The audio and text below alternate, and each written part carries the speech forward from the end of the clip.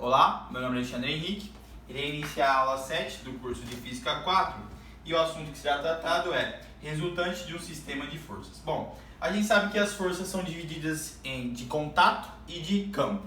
Iremos analisar mais pontualmente a força peso, portanto a força de campo, e a atração, a força de contato, que é a atração. Então forças é dividido em campo e contato. A de campo é força gravitacional, força elétrica, força magnética.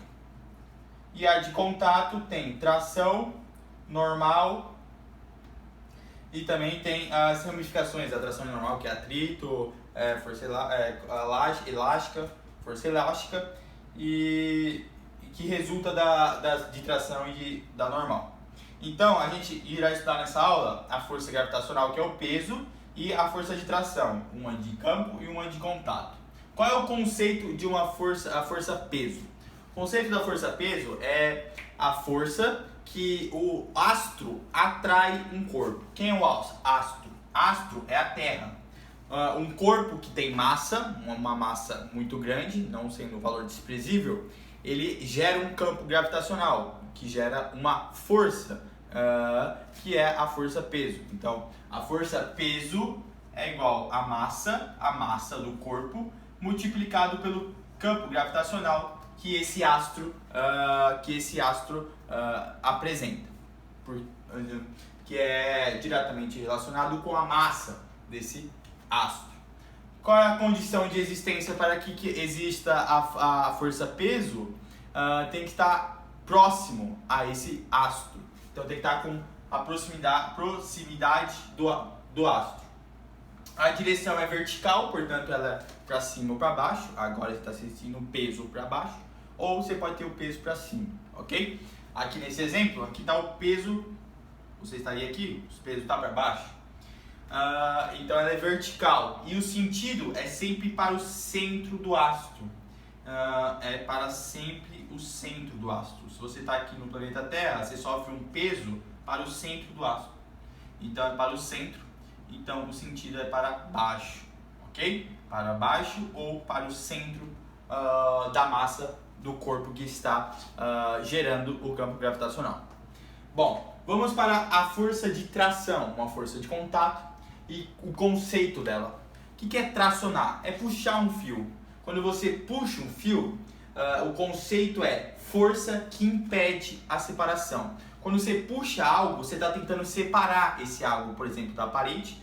Imagine você, fazer exemplo aqui, mas não confunda. Você está aqui e tem uma parede, aqui está um fio. Quando você puxa esse fio, você está tentando separar ele da parede. Então você está aplicando uma tração. A tração é exatamente aqui. Então a condição de existência, tendência de separação. Aqui está tendendo a separar. Então você está aplicando uma tração. A direção é sempre a do puxão. Então se esse cara está puxando na horizontal ou puxando na vertical, é a direção. A direção pode ser, portanto, horizontal, pode ser vertical ou pode ser oblíqua. E também o sentido é do puxão. Se está puxando, o sentido da força é exatamente o do puxão e a direção também, ok? Então essas duas forças que estou apresentando agora, mas nas próximas aulas irei apresentar as outras forças no curso de Física 4. Nesta aula a gente vai falar sobre um conceito de força resultante. O que é isso? Um corpo ele está sujeito a mais de uma força. E qual é a resultante? O que é a resultante das forças aplicadas em um corpo? Então, o conceito vem dizendo, dado um sistema, que é um conjunto de forças, a resultante é uma força fictícia, portanto ela não existe, mas ela é a que dá a dinamicidade do corpo. Então ela é uma força fictícia que, se ela existisse sozinha, causaria o mesmo efeito dinâmico. Então ela não existe, mas se ela existisse, essa força, porque a força resultante ela não existe, ela só existe quando tem várias outras forças existindo. Aí ocorre uma força dinâmica. Então, é uma força resultante. E ela é uma força fictícia que, se tivesse uma força aplicando no mesmo sentido, direção e intensidade da força resultante, daria o mesmo efeito dinâmico. Então, ela é uma força gerada após um sistema de forças. Ela é uma força resultante. Não, ela não é uma força, ela é uma resultante de forças, ok? Então, a resultante, força resultante é igual à soma vetorial. Nunca se esqueça disso. Vetorial das forças aplicadas no sistema. Então, se é vetorial, o sentido, a direção e a intensidade é um fator que pode mudar a soma, porque é uma soma vetorial. Então, o sentido, a direção e a intensidade importa. Então, quando você soma a força resultante, a resultante de todas as forças é igual à soma, essa simbologia é a soma das forças aplicadas no sistema. Aqui tem uns exemplos. Por exemplo, tem um corpo que está tendo 3 forças sendo aplicadas nele. Como que você soma as forças? Você liga a ponta no rabinho. A ponta você liga no rabinho. Então, perceba, você pega a ponta e liga no rabinho. Ó. Você pega a força 1, aí depois você pega a força 3 e depois você pega a força 2. A ponta no rabinho de 1, ó. A ponta no rabinho. Então aqui está a força 1, força 2 e a força 3.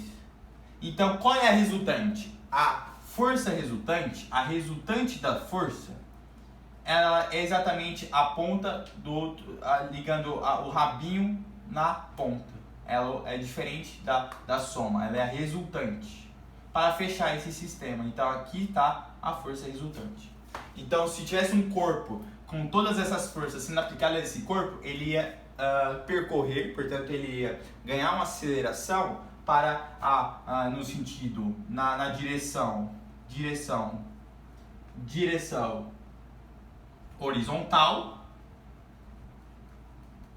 e no sentido da esquerda para a direita, ok? Se existe uma força no corpo e está aplicado assim, ó, na paralela, o que você faz? Bom, se você quer saber o que está acontecendo com esse corpo verticalmente e horizontalmente, por exemplo, você está subindo ou você está se locomovendo na esquerda, porque ele tem aceleração. Você tem que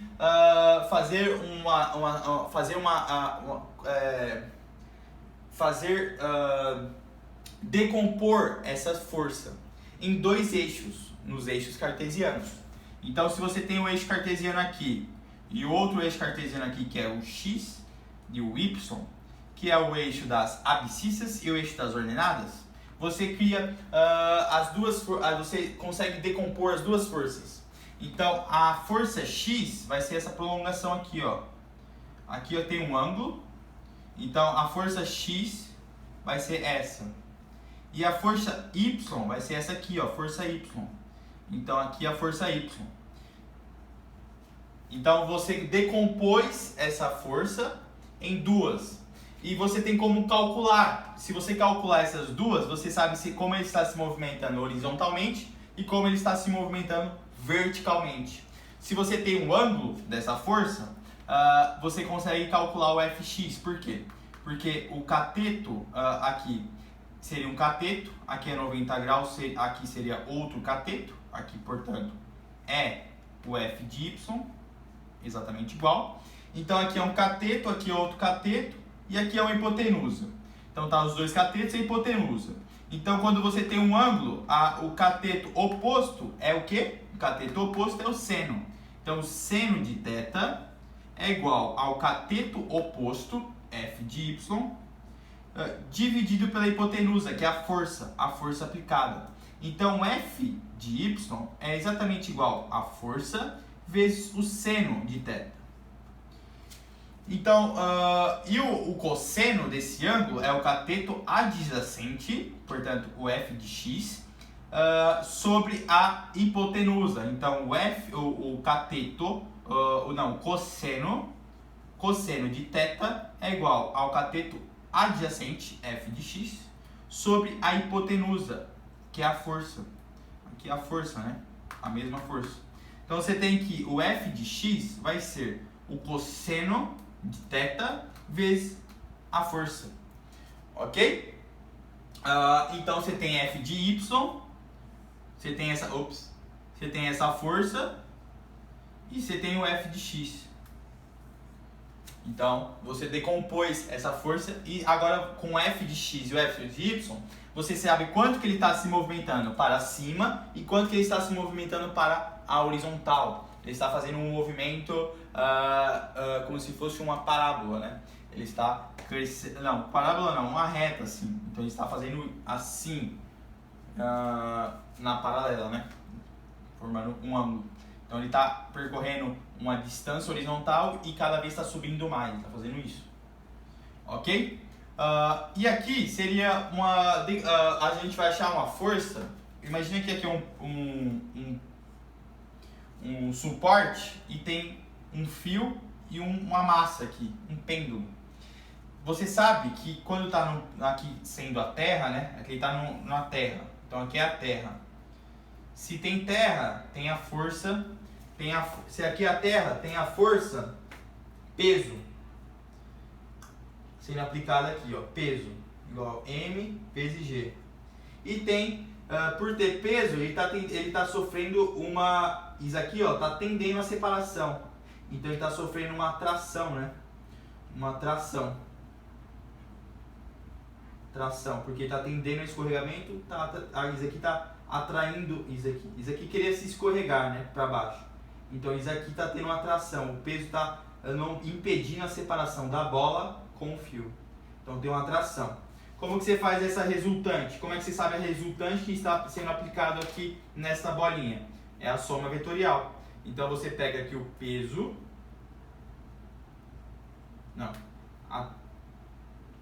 seria o peso, tá assim, e tem a tração tá assim. Aí você pega o peso, liga o rabinho na pontinha, então pontinha no rabinho, desce o peso aqui. Qual é a resultante? Sai do rabinho e chega no pontinho. Aqui é a resultante. Esse corpo tende a ir para o centro, ok? Ele fica girando para o centro do movimento. Então a resultante, aqui está um ângulo, porque aqui formou um ângulo. Então esse ângulo aqui, ó, ele está aqui. Porque você pega isso aqui e bota aqui, né? Então esse ângulo é esse ângulo aqui, ó. E como é que você sabe, por exemplo, ele pede a tração? A tração seria a tangente desse ângulo, seria exatamente a resultante sobre o peso. Então você tem que a resultante é igual a tangente de θ, daqui e daqui, multiplicado pelo peso. Essa é a resultante. Se você quer a tração seria a hipotenusa, né? Então se você quer a tração, fazer aqui, perceba que o seno de θ, ele é a resultante sobre a tração. Então, depois que você sabe a resultante, você consegue saber a tração, o peso, e a tração e o peso. Por quê? Porque você tem a resultante. Então, a tração vai ser a resultante dividido pelo seno de θ. Dividido pelo seno de θ. Ok? E o peso? O peso vai ser o cosseno, né? O cosseno de θ é o cateto adjacente, o peso, dividido pela a